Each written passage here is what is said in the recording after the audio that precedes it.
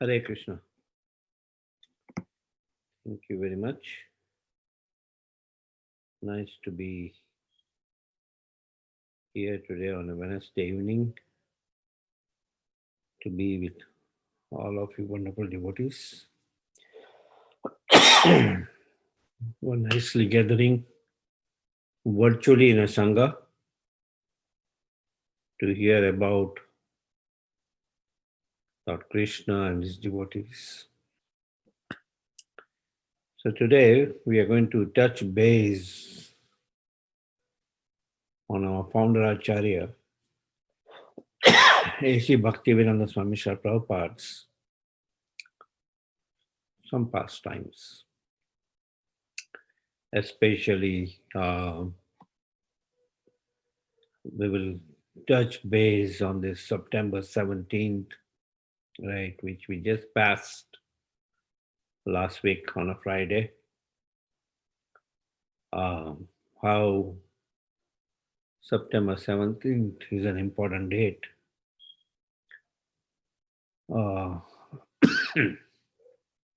As far as the pastimes of Srila Prabhupada is concerned. Srila Prabhupada, also a founder Acharya, His Divine Grace A.C. Bhaktivedanta Swami Prabhupada, right?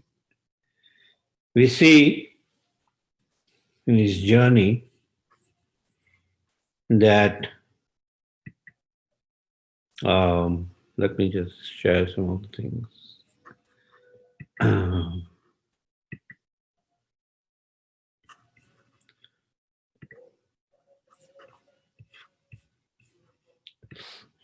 Right.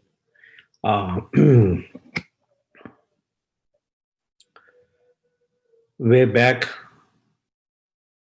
in early 1930s, he had come in contact with his spiritual master, Bhakti Siddhanta Saraswati Maharaj, who in his very first meeting had mentioned to him that since your English is good, you should preach to in the West. And Srila Prabhupada at that time, was in householder life. At the same time, he was running a successful business, right? And through his business, he was traveling. So, no, he couldn't at that time. No, he took the message of his spiritual master in his heart, but waited for the moment for it to manifest. And we see that in late 1950s, slowly he sees reversal in his business. A business which was flourishing at one time financially was slowly dwindling more and more. Right. So much so that at one time, some payments he was not able to make it, and he had to take a debt to pay those payments. But while his business is dwindling, he's meditating on Lord Krishna mentioning to Uddhavji in the 11th canto where he mentions, Srimad Bhagavatam in the 11th canto he mentions that to one whom I bestow my full mercy, I take everything away from him. And we see that during that time, he, in his dream, Bhakti Siddhanta Saraswati Maharaj comes a few times and is guiding him. It's time for you to take sannyas. Right? Time for you to take sannyas. So now at that particular time, we see that, okay, Virtually, though he's in a householder life, now the wife is staying in Calcutta, and he has three sons and two daughters. Right, and we see um, that because of his business, he has to travel a lot. So he's traveling a lot. No, those in householder life, so his business is traveling in Allahabad and Lucknow, in all those UP areas. Then we see that he goes to for last 7 years, no, before he takes sannyas, he travels to Jhansi, forms a league of devotees. He travels to Agra and other places, right? And there, 1950, I believe it's 1958, 59, he takes sannyas. September 17, 1959, he takes sannyas. And we see that few times the dream comes, Bhakti Siddhanta Saraswati Maharaj is guiding him to take sannyas. And no, he's saying, no, sannyas means a big step that with his mind, body, and words fully dedicate and fully renounce. And he's initially feeling that he's not yet ready for that.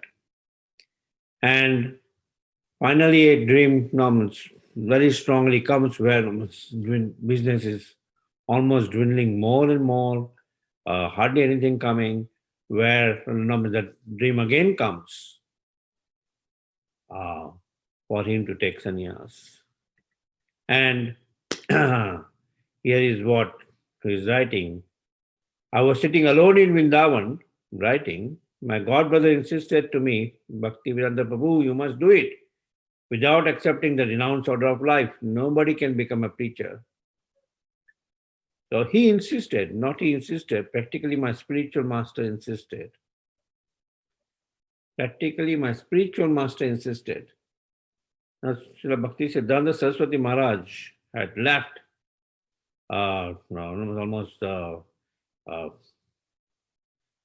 15 years before this event.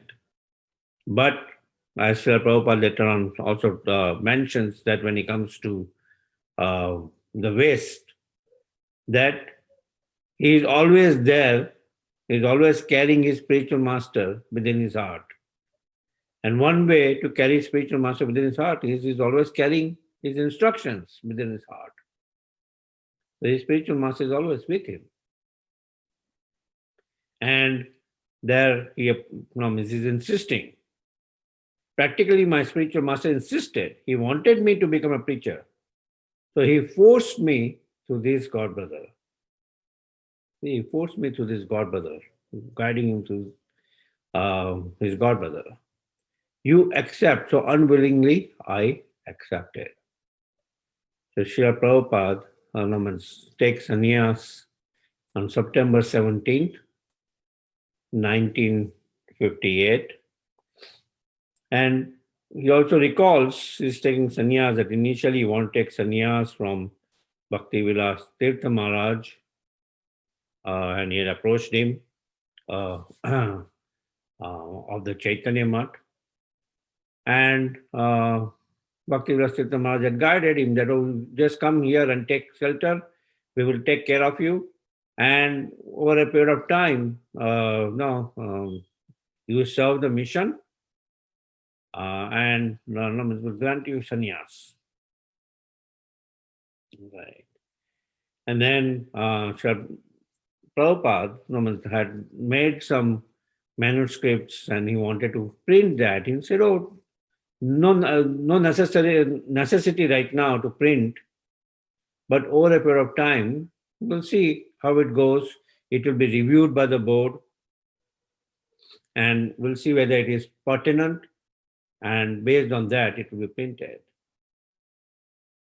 Right. So Prabhupada Uh, at that time itself, you can see his leadership skills where he could not jive well, where okay, getting into kind of uh, bureaucracy that okay now I join a mission and at the same time we'll evaluate whether those works has to be done or not, or uh, yes, your spiritual master has uh, given you instruction to go to the west and preach, but we'll see whether it is necessary or not. No, that's how Bhakti Tirtha Maharaj is putting it, and see kind of no, it somehow does not sink in his heart. And later on, he is guided to take sannyas from the godbrother of Bhakti Siddhanta Saraswati Maharaj. His name is Bhakti Pragya Keshav Maharaj. We see here Bhakti Pragya Keshav Maharaj, Srila Prabhupada Sannyas Guru. His name is Bhakti Pragyana Keshav Maharaj, who is the of Keshav Gaudiya Math, Vedanta Samiti. He is the head of Bhakti Pragyana Keshav Maharaj. And this is the temple, Keshav Gaudiya Math in Mathura, where Srila Prabhupada takes sannyas. Along with him, there was another 90-year-old devotee, Sanatan, who also takes sannyas, and he becomes Muni Maharaj. So we see here the picture of Muni Maharaj along with Bhakti Pragyana Keshav Maharaj and then Srila Prabhupada on the right. And Bhakti Pragyana Keshav Maharaj names him, so gives him a sannyas name of Bhaktivedanta Swami Maharaj. Right. So that's his sannyas leela, where normally he takes the sannyas and under the instruction of his spiritual master Bhakti Siddhanta Saraswati Maharaj, who ultimately guided him to take sannyas through his godbrother Bhakti Pragyana Keshav Maharaj. It's mentioned that when this initiation happened, it happened in a very small temple room. The deities were there, of Radhakrishna deities, with Srimati Radharani's hand as if blessing him. And there were Bhakti Pragyana Keshav Maharaj was there, this Muni Maharaj was there, Narayan Maharaj, who is also a disciple of Bhakti Pragyana Keshav Maharaj. And we see, we hear about Narayan Maharaj, how the acquaintance of his with Srila Prabhupada was from that particular time that Srila Prabhupada became his godbrother, sannyas godbrother, right? Because his sannyas guru was Bhakti Pragyana Keshav Maharaj. And Narayan Maharaj did, he chanted the mantras during the initiation. Then Bhakti Pragyana Keshav Maharaj gave a lecture for during the sannyas. And he then even asked Bhaktivedanta Swami Maharaj to speak.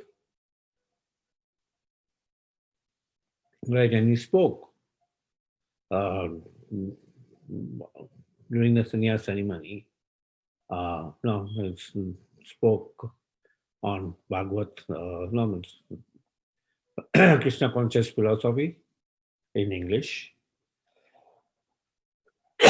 So this happened in Mathura. So then, from 1959, September 1959, he started, he was staying in Vanshi Gopal temple in Vrindavan. In 1962, he got invited by Radha Damodar temple authorities to stay there. So he moved in 1962 time frame to Radha Damodar temple. And at that time he started preparing for his this mission of his Guru Maharaj to preach in West. So he started, while staying in Vrindavan, he would write, translate Srimad Bhagavatam, right?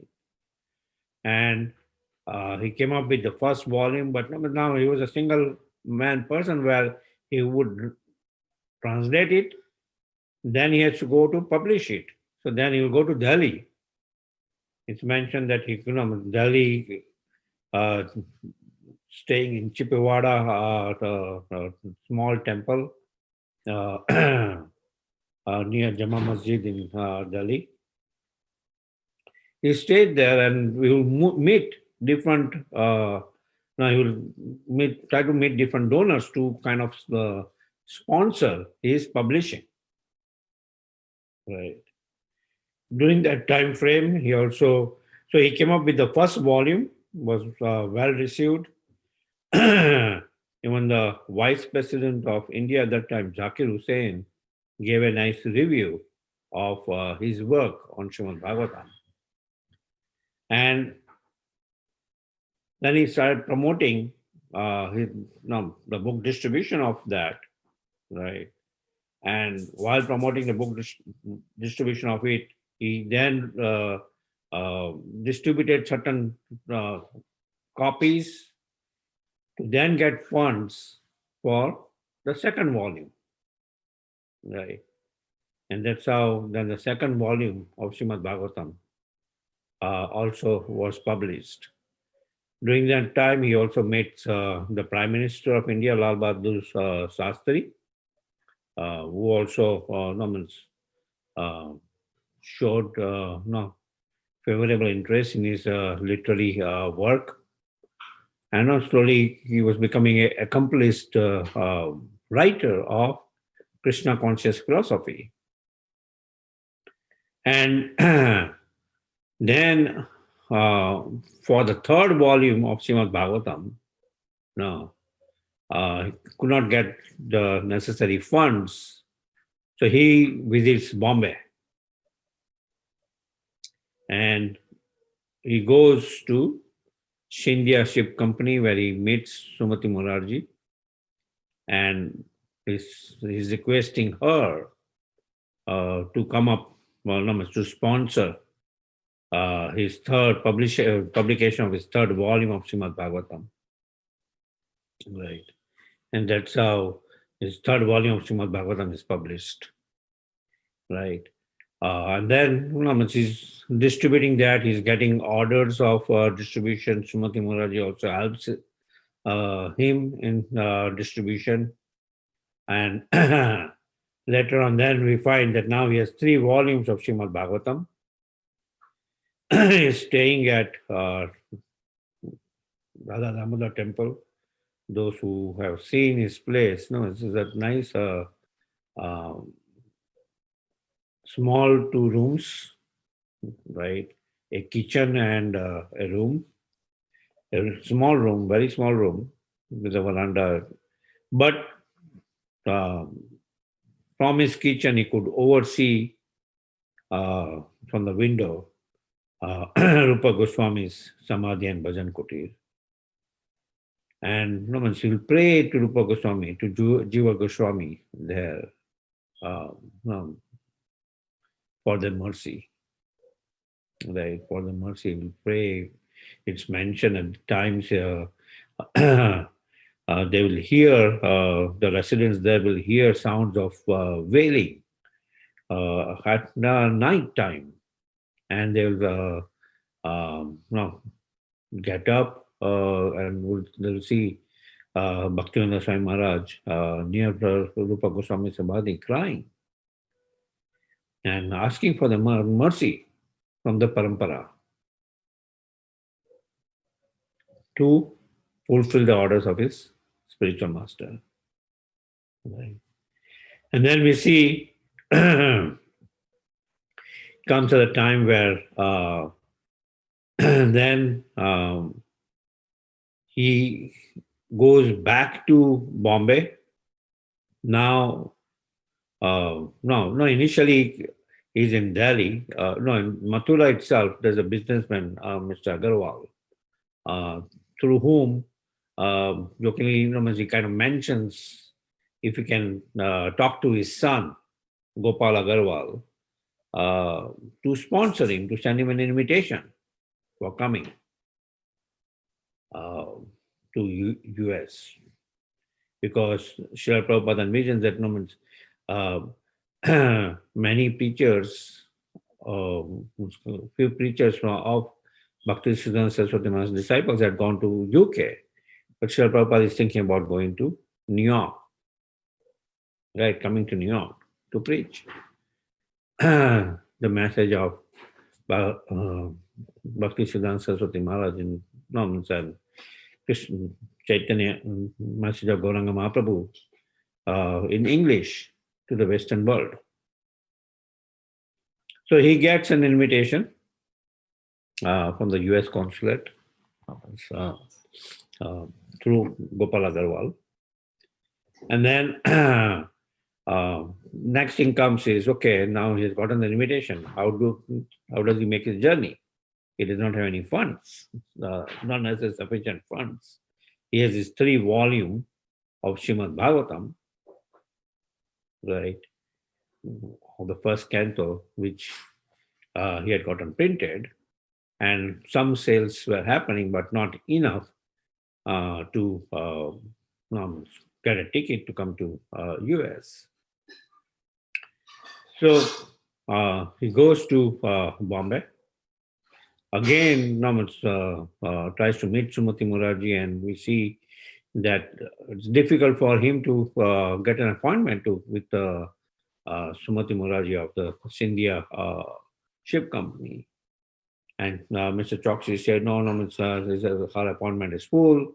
Mr. Choksi is apparently the secretary of Sumati Murarji. Then he just sits outside for 5 hours, outside the office of Sumati Murarji. And then Sumati Murarji, when finally she hears about him, and she hears from Mr. Choksi that, okay, he has a desire to go to the West. She declines to support him, saying that, the weather in US would not be good for him. He's almost now 69 years of age. That will be too bad for him. That's not a good number. He should instead concentrate his time on publishing the entire work of Srimad Bhagavatam and right in India. A few times he denies, and then finally he goes in and gets an audience with her, and as if he's talking to his daughter, he's convincing Sumati Murarji that you are saying that I will go, if I go to US, I will die. No, I need to fulfill the orders of my spiritual master, and this is important. So he finally convinces her to go, and Sumati Murarji, since she owned this India ship company, she, in a cargo ship, gets a ticket for him. So he gets a P form. I think the P form is required when you for getting to the immigration. So that P form kind of mentions that you don't have any debt there in India, and you can travel without worrying about the numbers. That's kind of a clearance form. And he had gotten an invitation for 1 month from Gopal Agarwal. And based on that, then his P form is approved. And we see from the port of Calcutta, in this Jaladuta ship, he boards the ship on August 13th, 1965. Right. I think It may be good if we can just watch the journey of Jaladuta for a few minutes, and then we'll continue further. Let me see if we can play that.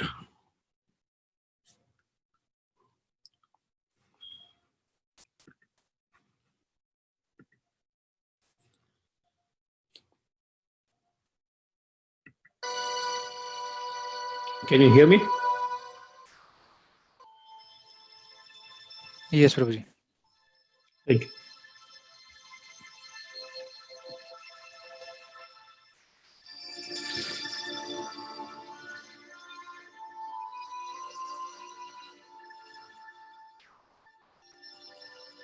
This diary of the voyage of the Jaladuta is a personal account of the challenging journey that launched Srila Prabhupada's life mission. It reveals the full measure of Srila Prabhupada's devotion, faith, and self-sacrifice, which qualify him as one of the world's few genuine spiritual leaders. We hope this presentation will inspire others to appreciate Srila Prabhupada's triumph over adversity and to follow in his lotus footsteps. Srila Prabhupada was instructed by his spiritual master, Srila Bhaktisiddhanta Saraswati Thakur, to preach Krishna consciousness to the English-speaking peoples of the world. His Divine Grace A.C. Bhaktivedanta Swami published the first Back to Godhead magazine in 1944. He also began to write translations and commentaries on Bhagavad Gita, Srimad Bhagavatam, Chaitanya Charitamrita, and other Vedic literatures. Srila Prabhupada struggled for many years in India, trying to fulfill the instructions of his spiritual master, but he found little encouragement. Finally, in 1965, after publishing 3 volumes of Srimad Bhagavatam, he approached the owner of the Scindia Steamship Navigation Company, Sumati Moraji, for a complimentary passage to the United States of America. After considering his request for some time, she finally agreed and issued him the ticket.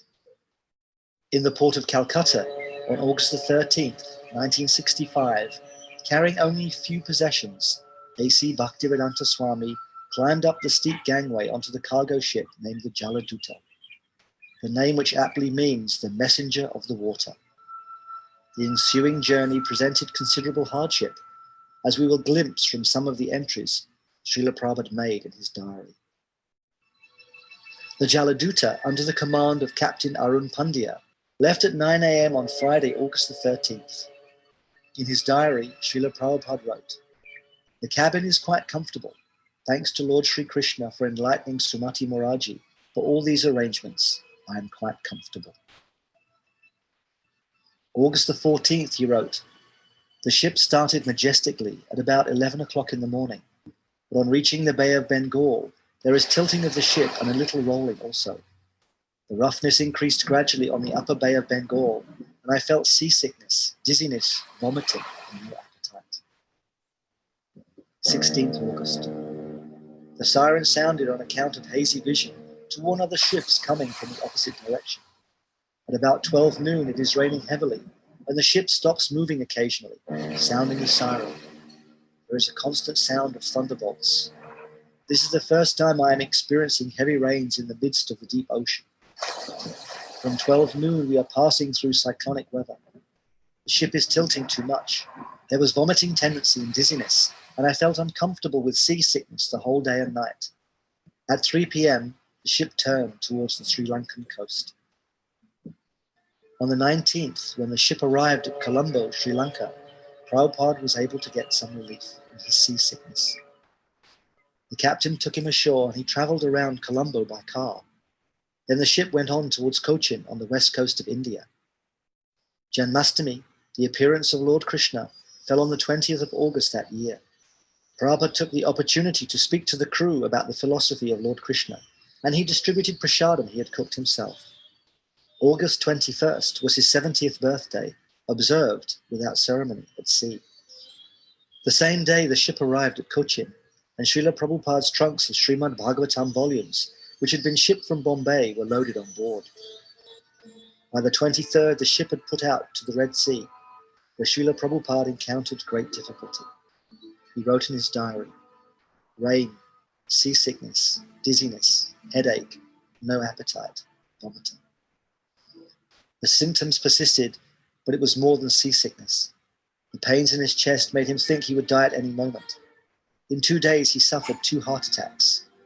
He tolerated the difficulty, meditating on the purpose of his mission. But after 2 days of such violent attacks, he thought that if another were to come, he would certainly not survive. In his uneasy sleep that night, he had a dream, a vision. Lord Krishna appeared. The Lord was in an open boat, along with his other incarnations. Krishna was rowing the boat, and the boat was pulling Srila Prabhupada's ship with a rope. Krishna was smiling at Srila Prabhupada and was pulling the ship all the way to America. Prabhupada felt assured of Lord Krishna's protection, and the violent attacks did not reoccur. Srila Prabhupada did not write about this occurrence in his diary, but simply drew a line through those troubled days, declaring that he had passed over a great crisis in the struggle between life and death. Years later, he related these events to his followers. The Jaladuta entered the Suez Canal on September the 1st and stopped in Port Said on the 2nd. Srila Prabhupada visited the city with the captain and said that he liked it. By the 6th, he had recovered a little from his illness and was eating regularly again for the first time in 2 weeks, having cooked his own khichdi and puris. He wrote in his diary that his strength renewed little by little. Thursday, September the 9th. 4 p.m. this afternoon, we have crossed over the Atlantic Ocean for 24 hours. The whole day was clear and almost smooth. I am taking food regularly and have some strength to struggle. There is a slight tacking of the ship and I am feeling a slight headache also, but I am struggling and the nectarine of life is Sri Chaitanya Charitamrita, the source of all my vitality. Friday, September the 10th. Today the ship is plying very smoothly. I feel today better, but I am feeling separation from Sri Vrindavan and my lords Sri Govinda, Gopinath and Radha Damodar. The only solace is Sri Chaitanya Charitamrita, in which I am tasting the nectarine of Lord Chaitanya's pastimes. I have left Bharat Bhumi just to execute the order of Srila Bhaktisiddhanta Saraswati in pursuance of Lord Chaitanya's order. I have no qualification, but have taken up the risk just to carry out the order of His divine grace. I fully depend on their mercy, so far away from Mumbai. During the voyage, Srila Prabhupada sometimes stood on deck at the ship's rail, watching the ocean and the sky, thinking of Chaitanya Charitamrita, Vrindavan Dham, and the order of his spiritual master to go and preach in the West. Mrs. Pandya, the captain's wife, whom Srila Prabhupada considered to be an intelligent and learned lady, foretold Srila Prabhupada's future. If he were to pass beyond this crisis in his health, she said, it would indicate the goodwill of Lord Krishna, and he would be successful in his mission. The ocean voyage of 1965 was a calm one for the Jaladuta. The captain said he had never in his entire career had seen such a calm Atlantic crossing. Prabhupada replied that the calmness was Lord Krishna's mercy. Then Mrs. Pandya asked Srila Prabhupada to come back with them so they might have another such crossing. Srila Prabhupada wrote in his diary, if the Atlantic would have shown its usual face, perhaps I would have died, but Lord Krishna has taken charge of the ship. On September 13th, Prabhupada wrote in his diary, 32nd day of journey, cooked bati khichdi. It appeared to be delicious, so I was able to take some food. Today I have disclosed my mind to my companion, Lord Sri Krishna. There is a Bengali poem made by me in this connection. The following is an English translation. I emphatically say to you, O brothers, you will obtain your good fortune from the Supreme Lord Krishna only when Srimati Radharani becomes pleased with you. Shri Srimad Bhaktisiddhanta Saraswati Thakur, who is very dear to Lord Gauranga, the son of Mother Sachi, is unparalleled in his service to the Supreme Lord Sri Krishna. He is that great saintly spiritual master who bestows intense devotion to Krishna at different places throughout the world. By his strong desire, the holy name of Lord Gauranga will spread throughout all the countries of the Western world. In all the cities, towns, and villages on the earth, from all the oceans, seas, rivers, and streams, everyone will chant the holy name of Krishna. As the vast mercy of Sri Chaitanya Mahaprabhu conquers all directions, a flood of transcendental ecstasy will certainly cover the land. When all the sinful, miserable living entities become happy, the Vaishnava's desire is then fulfilled. Although my Guru Maharaj ordered me to accomplish this mission, I am not worthy or fit to do it. I am very fallen and insignificant. Therefore, O Lord, now I am begging for your mercy so that I may become worthy, for you are the wisest and most experienced of all. If you bestow your power by serving a spiritual master, one attains the absolute truth. One's life becomes successful. If that service is obtained, then one becomes happy and gets your association due to good fortune. O Lord Krishna, you are my eternal companion.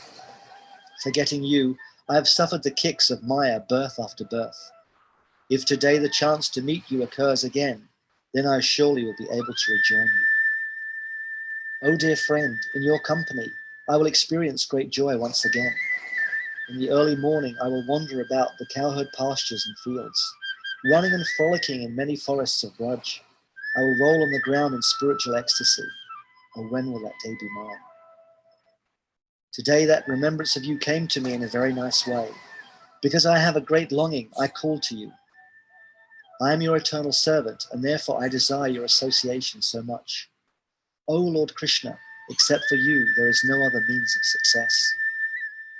In this way, Srila Prabhupada described his helpless dependence on his companion, Lord Krishna.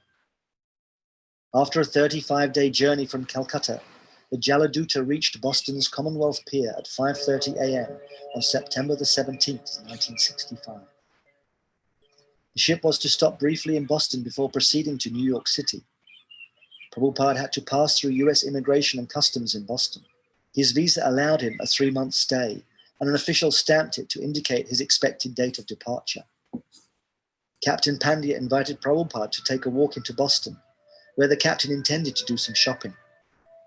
Prabhupada briefly observed the city, but the most significant thing about his short stay in Boston, aside from the fact that he had now set foot in America, was that at Commonwealth Pier he wrote another Bengali poem entitled Markin Bhagavat Dham.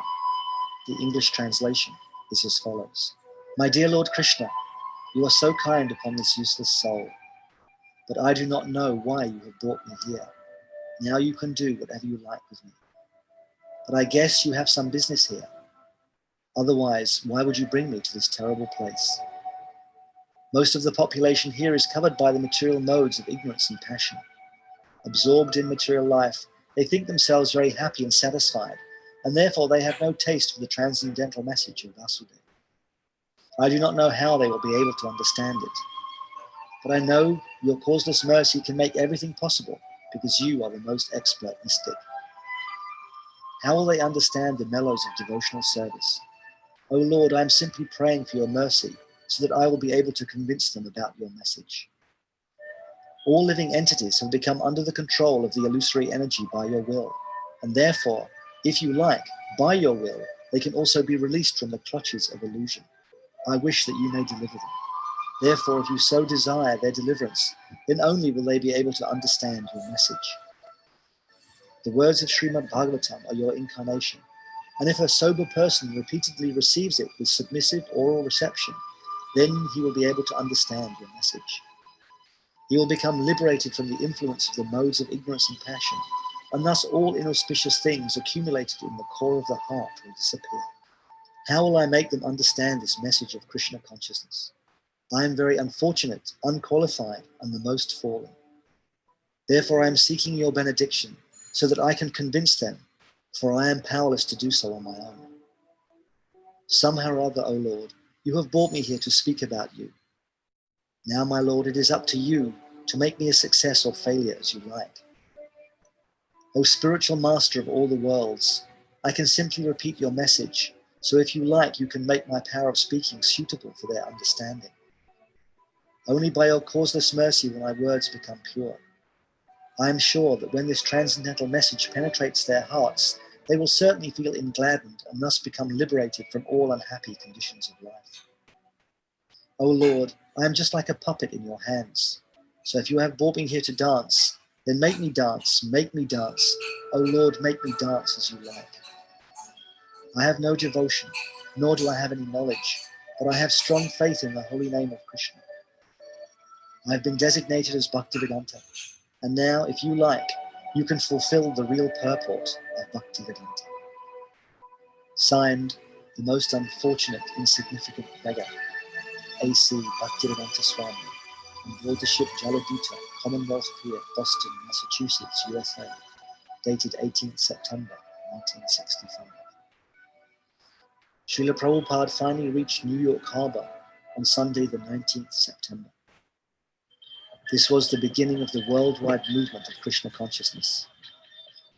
He was almost 70 years old when he embarked on this incredible journey. At an age when most people are looking for the comforts of retirement, that's when he set out on his greatest adventure, with the aim of pleasing and fulfilling the desire of his spiritual master. May we take this opportunity to thank Srila Prabhupada for undertaking this journey with all of its difficulties and hardships, and giving us all this wonderful opportunity for making possible our own journey back home, back to God. Came here in America in September 1965. My mission is to preach the philosophy of Lord Chaitanya, chanting Hare Krishna, Krishna Krishna, Hare Hare, Hare Rama, Rama Rama, Hare Hare. This transcendental vibration will cleanse the dirty things of the mind. It doesn't matter what he is. This transcendental vibration is equally appealing. Okay?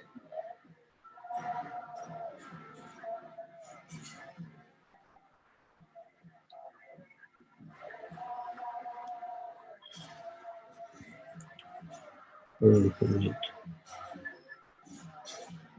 Close that.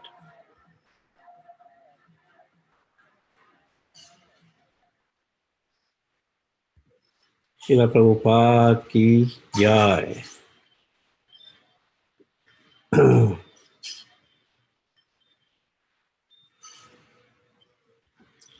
So we see this was the writing of Srila Prabhupada in his diary, that Markina Bhagavata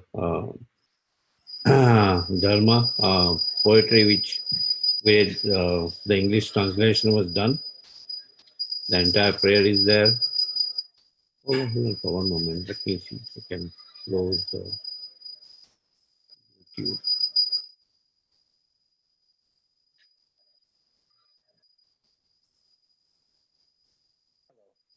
I'm Sid Hunter, here at the Srila Prabhupada Museum in Los Angeles. Over the past several years, I've had the good fortune of being the editor of ITV's acclaimed Acharya series. In a few minutes, you'll be seeing the Acharya. Yeah. Okay.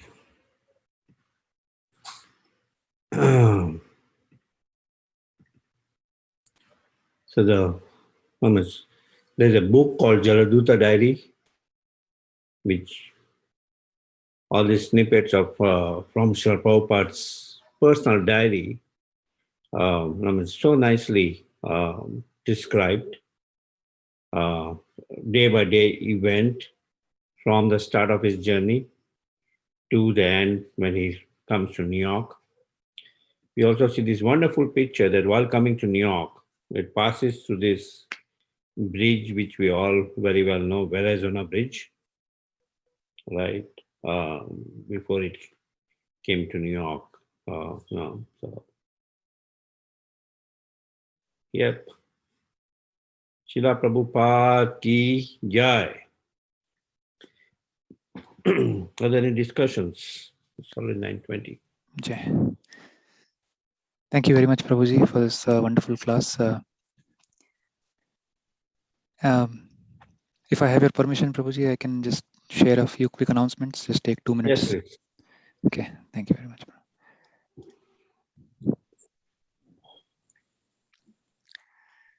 Okay, just quickly share my screen.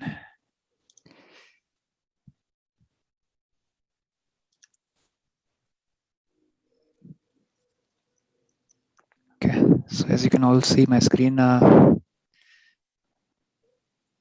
Next Sunday, we have His Grace Gopal Govind Prabhu giving the Sunday feast class on the Bhagavad Gita, chapter 2, verse number 14. We also have Sunday school beginning from September 26th. So if you have not enrolled yet, parents, please do so. Every Fridays we have the weekly Bhakti Vrikshas. We have a bunch of Bhakti Vrikshas. So if you're interested, please reach out to us. Every morning from 6 a.m.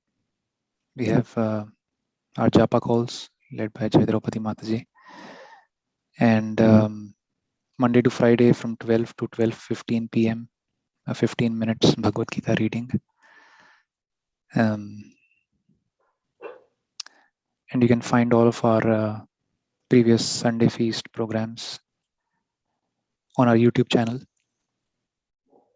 So with that, so devotees, if you have any questions, please feel free to raise your hands. And I again wanted to thank Madhupati Prabhuji for this wonderful class. Prabhuji, I can take, I'll just take 2 minutes to summarize what you spoke about, Prabhuji. So September 17th, 1959 was when Srila Prabhupada took to heart his the orders of his spiritual master, and he took he took up the sannyas order. And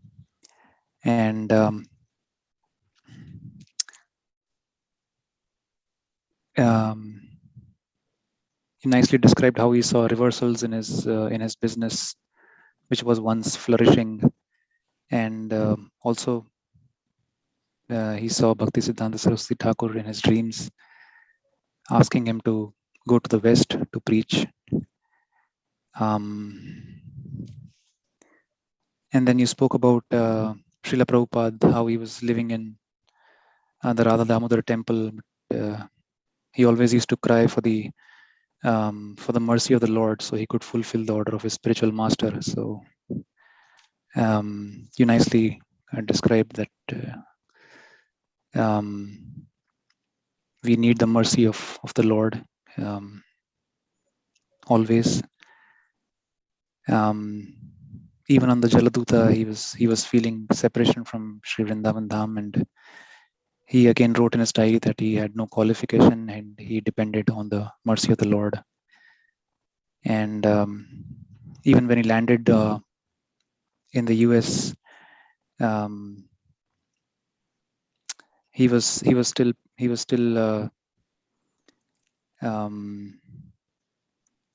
feeling that why would Krishna bring him to this terrible place? And he wrote that he wrote that Krishna's causeless mercy is the only thing that can make anything possible. So he said that I'm most fallen, I'm unqualified, I'm powerless on my own, and I'm just a puppet in your hands. So he again depended on Krishna. And the and the last thing I wanted to bring forth was that a devotee always thinks that I could have suffered so much more, but what I'm getting is just a token punishment for my past deeds. So Srila Prabhupada was feeling that if the Atlantic would have shown its real nature, he would have died by now. So instead of thinking why me, a devotee always thinks why not me, or instead of thinking why me, a devotee always thinks try me. So you very nicely summarized. You very nicely explained Srila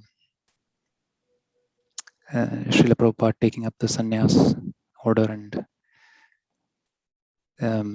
his travel to the United States and what his mood was. So thank you very much. And devotees, if you have any questions, please feel free to raise your hands, type in the chat box.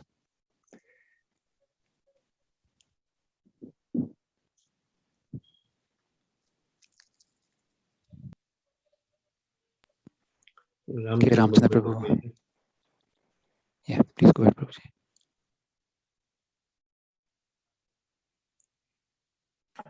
Hare Krishna. One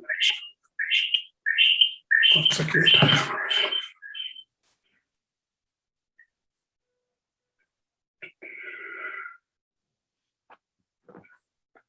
Hare Krishna. Pranama, Vishnu Prabhupada.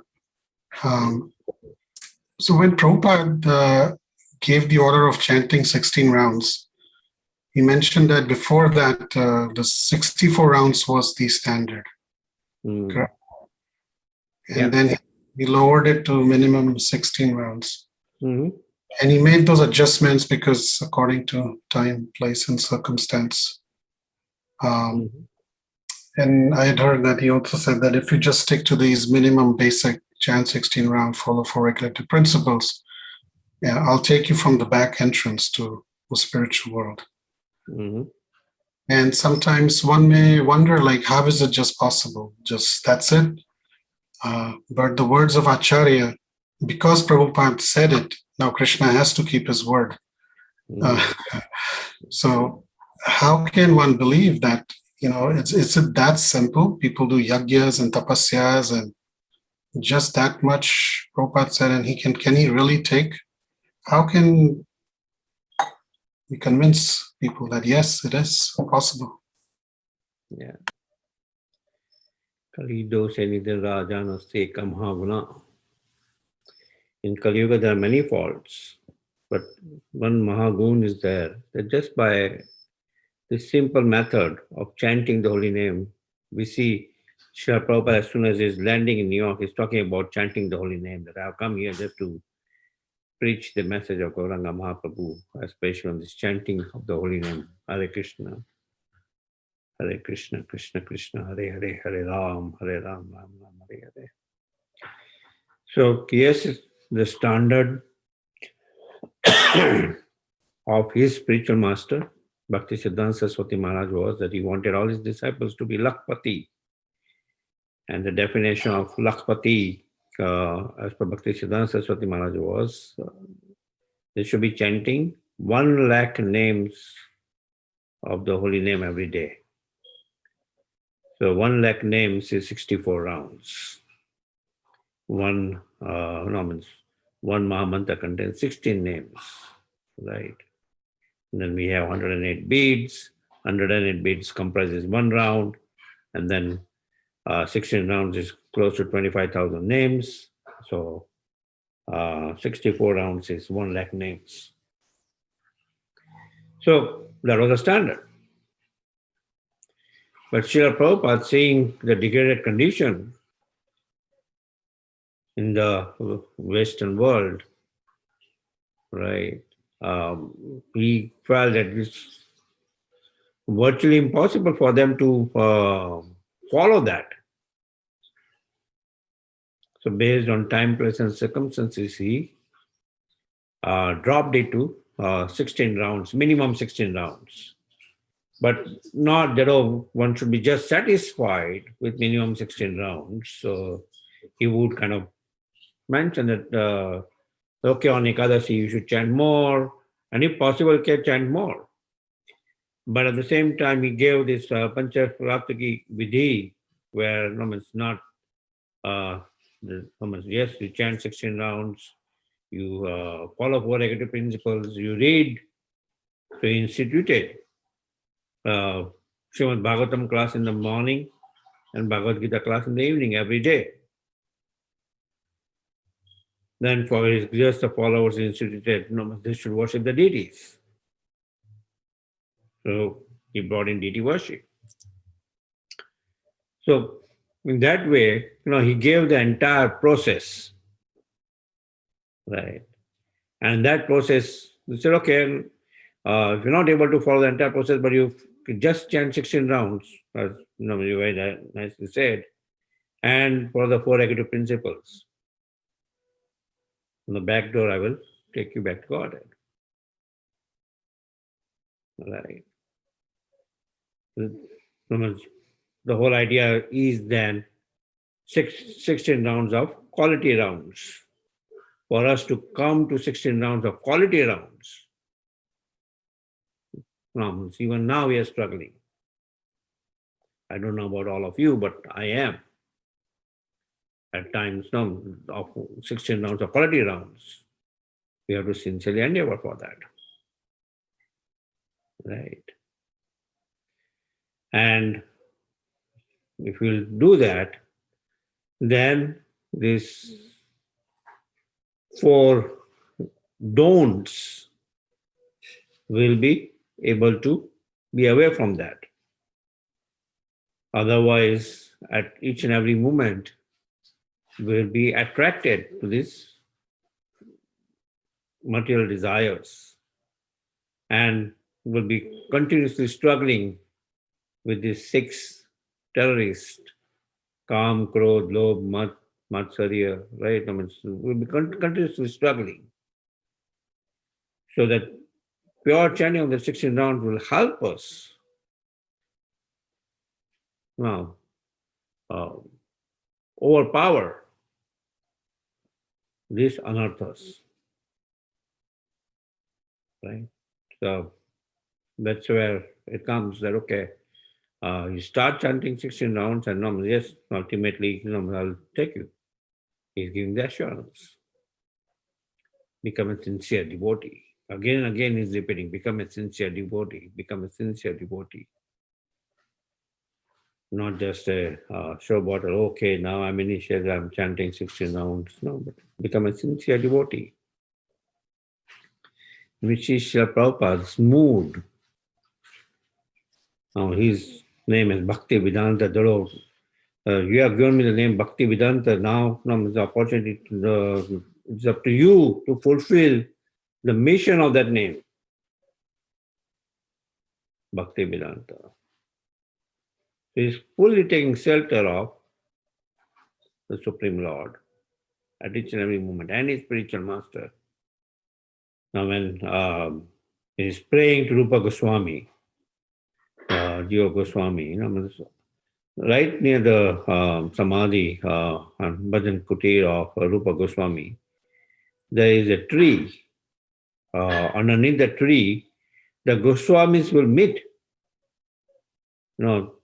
There are signs there.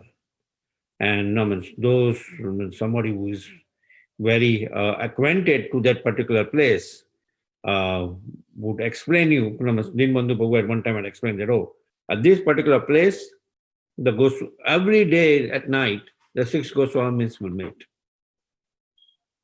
Every day at night, the 6 Goswamis will meet, and Prabhupada will go there. Begging mercy from the Goswamis. Right. So our mood is to be the servant of the servant of the servant of one who is serving Srimati Radharani in our service to the Supreme Lord. Right. Dasanu Dasanu Das. Gopi Bharta Padak mein Dasanu Dasanu Das.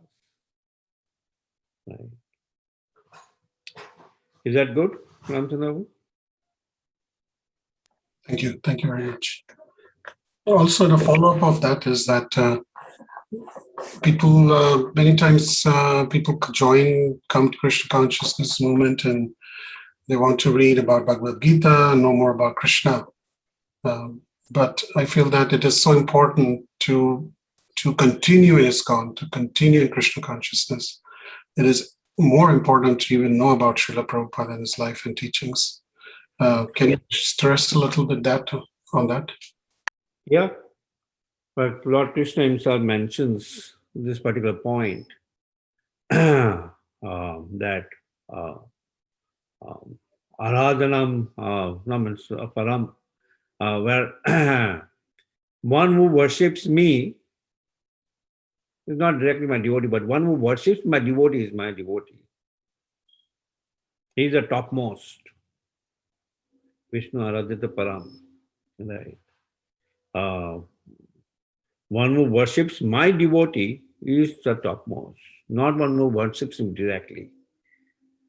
So, the Supreme Lord takes pleasure when his devotees are worshipped because they go through so much sacrifice in serving the Supreme Lord.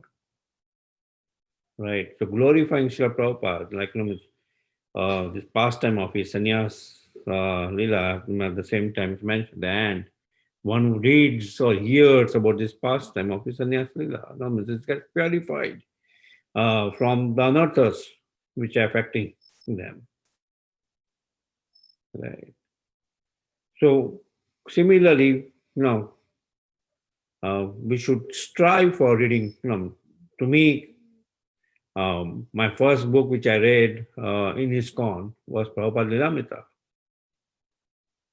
Right, and that's where I'm very much attracted to Prabhupada Lilamrita, because when we know the passing of the devotee of the Lord,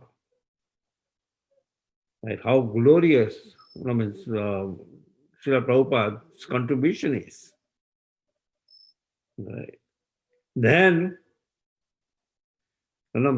what to speak of Lord Krishna, is Supreme Lord. But we won't be able to even understand the Supreme Lord directly. Right? Unless we understand it through via media. Srila Prabhupada. We cannot jump onto topics. If you see Srila Prabhupada's lectures, hardly any of his lecture is mentioning about Ras Lila, pastime of the Supreme Lord, or this pastime of the Supreme Lord. Hardly he's mentioning. Why? Again and again he's stressing about 4 negative principles and 16 rounds, 4 negative principles and 16 rounds. Right. Because we are in the school of Vaidhi Bhakti, and for us it's very, very important to follow these steps before we come to that advanced topics. Otherwise, we will jump onto those advanced topics without necessary qualification. My spiritual master one time had spoken on that. We should learn how to keep our pants on before we talk about Srimati Radharani. Right. We see opposite sex, and we somehow get deluded. So first of all, we should learn how to keep our pants on. And directly jumping into topics of Srimati Radharani. So that's why it is very important to hear from Srila Prabhupada, to understand Srila Prabhupada's mood. Then take shelter of ISKCON, which is the body of Srila Prabhupada.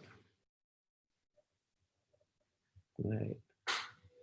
Srila Prabhupada personally, went to so much hardships which we see.